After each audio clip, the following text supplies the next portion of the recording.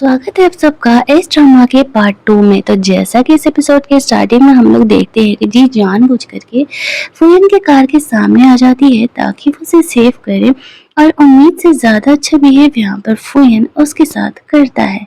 वो जी को वापस से घर के अंदर लेकर के जा रहा था, लेकिन जी उसे कहती है कि नहीं, मैं अभी घर नहीं जाना चाहती। फुयन रीजन पूछता है तो वो कहती है शायद मैंने कुछ घर में ऐसा देख लिया जो मुझे नहीं देखना चाहिए, इसी वजह से मुझे मेरे घर वाले बाहर निकाल दिए हैं। अब फुयन पूछता है कि भाई तुमने क्या देखा, मुझे भी बताओ। तो जी यहाँ पर एनी और उसके भाई का ये साथ वाला वीडियो दिखा देती है।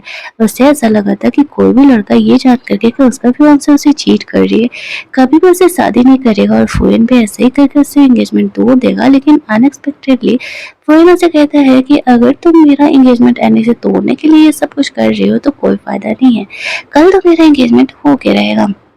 यहाँ पर एनी आती है, वो कहने लगती है कि एक्चुअल में उसकी सिस्टर थोड़ी सी मेंटली इल है, क्या बोलती है उसे खुद पता नहीं होता है। अब यहाँ पर वो जी को जानबूझ करके घर के अंदर लेकर के जा रही थी ताकि फुयन उससे ज्यादा देर बात ना कर सके। फुयन यहाँ पर उसे रोकता है और कहता है कि कल हमारे एंगेजमेंट में जरूर आना। ऐसा कहते हुए वो वहां से चले जाता है। लेकिन उसके जाते ही हम लोग देखते हैं कि एनी यहाँ पर इस तरीके से जी को बेहोश करवा करके नीचे स्टोर रूम में बंद कर देती है और अपने पर्सनल सेक्रेटरी को कह देती है जी को रास्ते से हटा देने के लिए। और ऐसा कहते वो वहां से चली जाती है। लेकिन हम लोग देखते हैं कि वो जी को मारता नहीं है बल्कि उसके रस्सियों को खोल देता है, क्योंकि वो एनी को पसंद करता था और वो खुद नहीं चाहता था कि उसकी सारी एक्शन में फुयन के साथ हो और जी उसका एंगेजमेंट तोड़ सकती है, ये बात उससे पता था। वो उसे कहता है कि मैं लास्ट टाइम तुम्हारा हेल्प कर रहा हूँ। जी उसे कहती है आई नो कि तुम एनी को पसंद करते हो, डोंट वरी, मैं उसका एंगेजमेंट फुयन से किसी हालत में नहीं होने दूंगी और ना ही ये बात पता चलेगा कि तुमने मुझे अलग किया है। वो वहां से चले जाता है। अब यहाँ पर जी सोचने लगती है कि फुयन ने उसे एंगेजमेंट में क्यों बुलाया है। वो अपने होस्ट से भी इस बारे में बात करती है। अब यहाँ पर जी को ये मिशन कंप्लीट करने के लिए टोटल 100% पॉइंट चाहिए, लेकिन जब तक वो थोड़े थोड़े काम करके उन्हें कंप्लीट नहीं करेगी उन्हें वो पॉइंट्स मिलने वाला है। इसी वजह से वो इस कहानी में बहुत ज़्यादा स्ट्रांग नहीं है। अगला सीन हम लोग उस एंगेजमेंट का देखते हैं जहाँ पर कि एनी और उसके कुछ गेस्ट लोग आए हुए थे। आज फुयन और एनी का एंगेजमेंट होने वाला था, सब उसे कांग्रेचुलेट विश कर रहे होते हैं। फुयन यहाँ पर जे के आने का इंतजार कर रहा था। यहाँ पर थोड़ी देर बाद फुयन की मॉम सबको अनाउंस करती है कि एनी और फुयन का एंगेजमेंट होने वाला है और जे को रिंग लेकर के आने के लिए बोला जाता है। लेकिन 2-3 बार बुलाने पे भी जी वहां पर नहीं आती है। मौके का फायदा उठाते हुए एनी यहाँ पर सबके सामने जी का बुराई करते हुए कहती है कि एक्चुअल में जी यहाँ पर मुझे हर्ट कर रही है। उसे मुझसे जेलस है कि मेरा एंगेजमेंट फुयन के साथ हो रहा है और कल रात उसने मुझे हर्ट भी किया है। वो अपनी बॉडी के चोट वोट को भी दिखाती है और साथ ही में सबको ये कह रही थी कि जी एक्चुअल में मेरे भाई के साथ अफेयर चला रही है। जब मैंने उसे रोकने का कोशिश किया तो इस तरीके से वो मेरे साथ बदतमीजी करने लगी। अब फुयन को एनी की किसी बातों पर कोई भरोसा नहीं था। वो तो सिर्फ और सिर्फ जी के आने का इंतजार कर रहा था। अगर जी नहीं आती तो वो वैसे भी यहाँ पर एनी से अपना एंगेजमेंट तोड़ने ही वाला था। यहाँ पर फुयन की मॉम को लगने लगता है जी एक्चुअली में बहुत ही बुरी है और उसकी होने वाली बहू एनी तो बहुत ही ज्यादा सीधी सादी है। लेकिन थोड़ी ही देर बाद यहाँ पर जी उस पार्टी में एंट्री लेती है। अब एनी को लगने लगता है कि ये तो सच में आ गई। सब यहाँ पर जी का काफी बुराई कर रहे थे कि तुम्हारे भाई के साथ अफेयर चल रहा है और तुमने एनी की पिटाई की है। जी हंसते हुए कहती है कि ये देखो वीडियो, सबको वो वीडियो दिखा देती है जहाँ पर कि एनी अपने ही भाई के साथ लगी पड़ी थी और यहाँ पर उसने सिर्फ थोड़ा ही पार्ट रिकॉर्ड किया था, जिस वजह से सबको लग रहा था कि सच में एनी और उसके भाई के बीच में अफेयर चल रहा है। एनी यहाँ पर सबको ये एक्सप्लेन करने का कोशिश करती है कि नहीं ये वीडियो फेक है, ये मुझे फ्रेम करने का कोशिश कर रही है, लेकिन कोई उसकी बातों पर ट्रस्ट नहीं करता है। फुयन की मॉम यहाँ पर फुयन और एनी के एंगेजमेंट को यहीं पर तोड़ देती है। अब जी को वो लोग कह रहे थे कि तुम्हें ये वीडियो सबको नहीं दिखाना चाहिए था। एनी कहती है कि तुम मुझे फ्रेम करने का कोशिश कर रही हो। जी कहती है पहले तो मेरे नहीं आने पर तुमने मुझे फ्रेम किया और भला मैं तुम्हें क्यों फ्रेम करने लगूंगी। यहाँ पर और ज़्यादा तमाशा करने के लिए जी के जो मम्मी डैड थे वो यहाँ पर आकर के ड्रामा करने लगते हैं कि एक्चुअल में जी उनकी बेटी है और वो उनकी भी पिटाई की है। इस तरीके से वो मेंटल हॉस्पिटल में थी और वहाँ से फरार हो चुकी है। अब फ़ौरन यहाँ पर जी के हेल्प के लिए आता है। वो उन्हें कहता है, अच्छा तो आप अपनी बेटी के असली मॉम डैड हैं। आपके बिहेवियर से तो लग नहीं रहा है कि एक्चुअल में आप लोग इसके असली मॉम डैड हैं।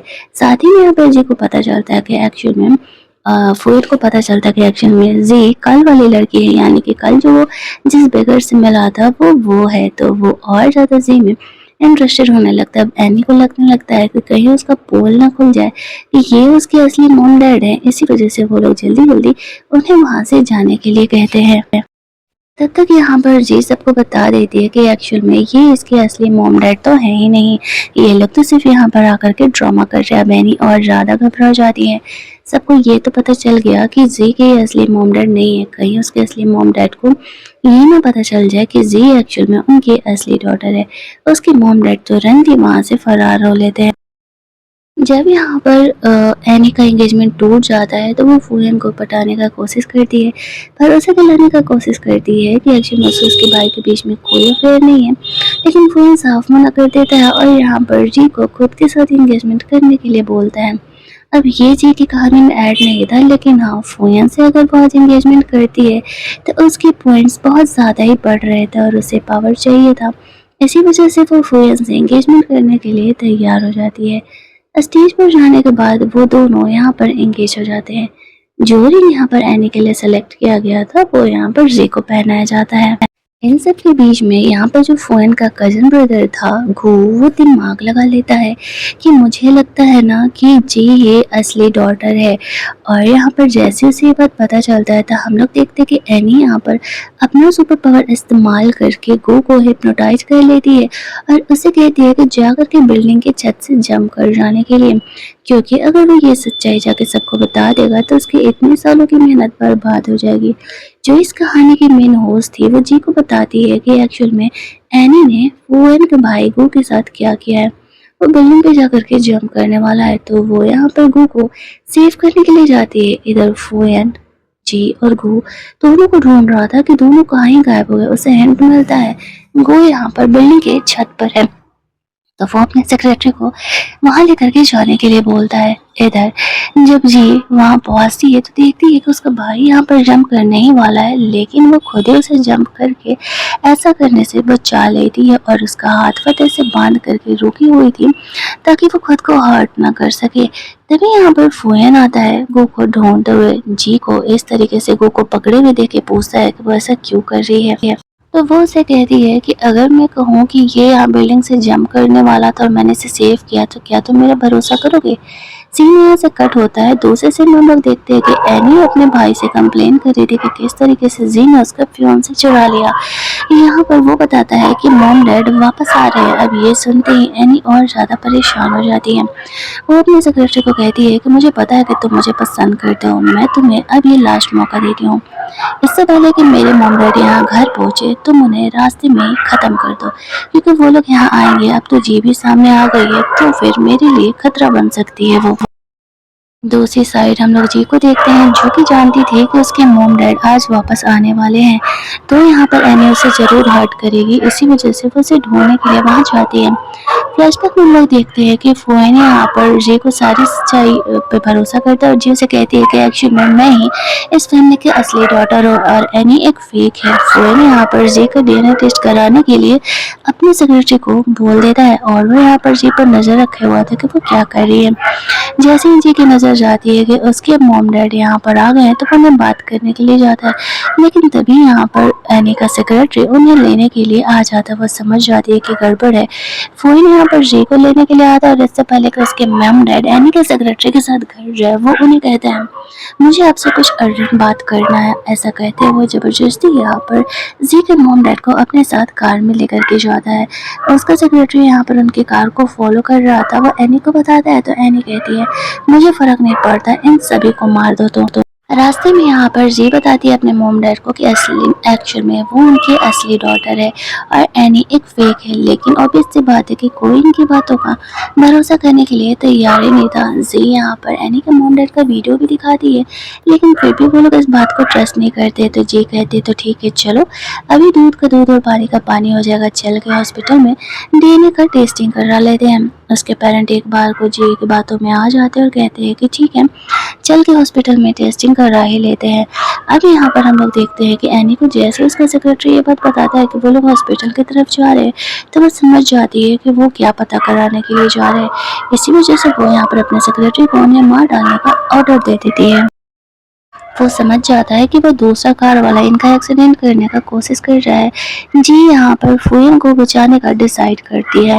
वो अपने होस्ट को कहती है मुझे भी सेव कर लेने के लिए, लेकिन जब तक होस्ट उसे बताती कि वो बहुत ज़्यादा ही वीक है, तब तक उसने यहाँ पर फुयन को बचाने का डिसाइड कर लिया था और उसका बहुत ज़्यादा ही वाला एक्सीडेंट हो जाता है फुयन को बचाने के चक्कर में। फोन यहाँ पर जी को जल्दी जल्दी हॉस्पिटल लेकर के जाता है, क्योंकि उसके सर पर पे बहुत ज़्यादा ही वाला चोट लगा था और खून वून बह रहा था। डॉक्टर उसका ट्रीटमेंट कर रहे थे, इधर न्यूज़ आ रहा था। एनी को तो लगा था कि सारे मारे गए होंगे, उनकी लाइफ की टेंशन ही खत्म हो गई। लेकिन उसे पता चलता है कि जी और फोन जिंदा है, उसकी मॉम सीरियसली इंजर्ड है। तो फिर वो जल्दी जल्दी हॉस्पिटल के लिए निकलती है कि कहीं असली पोल ना खुल जाए। दूसरी साइड हम लोग देखते हैं कि जी यहाँ पे वेजिटेटिव स्टेट में चली गई थी सर पे चोट लगने की वजह से। जैसे ही डॉक्टर ये बात फोयन को बताते हैं, फोयन यहाँ पर बहुत ज़्यादा ही परेशान हो जाती है। इधर जी की होस्ट भी रो रही थी। उसे डर था कि अगर जी मर गई तो फिर ये पूरी कहानी ख़त्म हो जाएगी और उसका होस्ट भी मारा जाएगा। ड्रामा का पार्ट 2 हमारे यहीं पर ख़त्म होता है। तो अगर आपको ये कहानी अच्छी लग रही होगी, वीडियो को लाइक शेयर करना, चैनल को सब्सक्राइब करना। मिलते हैं हम लोग एक और पार्ट में हिंदी एक्सप्लेनेशन में।